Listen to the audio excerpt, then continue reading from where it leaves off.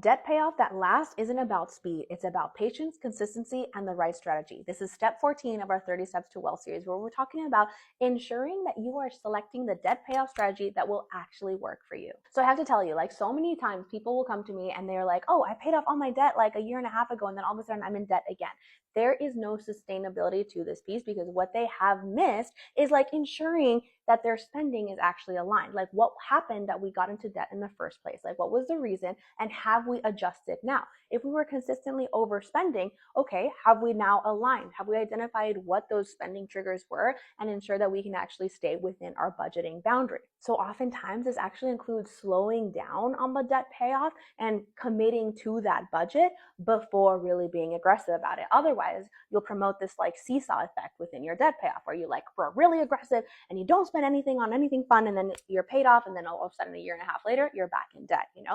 Now we can talk about strategies. So the two popular ones are going to be your debt snowball and your debt avalanche. So basically, if you want to focus on the smaller balances first, is going to be really, really great for motivation, right? Because it's like, oh, I start with a $600 balance and all of a sudden I've like paid off ASAP. Or do you want the avalanche where you're going to attack the higher interest rate, right? The one that's costing you the most. If you're more mathematical, more logical, then you'll go with the avalanche. But what I see be more successful like the most often is going to be like to start off with a debt snowball while really ensuring that we can align our spending to what makes sense, right? So we're still including joy, we're still including like fun discretionary spending, but with the priority of like, we're still getting out of debt. Okay. So we start with a debt snowball, we get these wins and it's like amazing. And then we'll shift over into some kind of like a consolidation or avalanche where we're like, oh my God, yes. So you're tapping into that energy of like momentum while also seeing less and less interest being charged to you, right? So it's costing you less.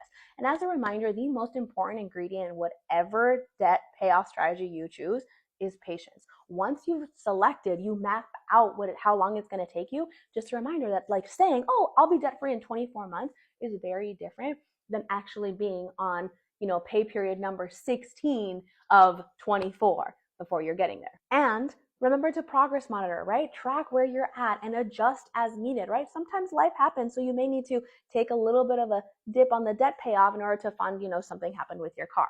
That is all part of it. Progress isn't always linear. It might be like 3 steps forward, 1 step back situation. The important thing is that we are still making progress. So your action step here is choose your debt payoff strategy and decide which debt is going to get the priority. You don't have to choose the same one forever, right? You just need a plan for this next season. And remember, you can do all of these steps in real time with us. If you join Rich Girl Reset, we start in January.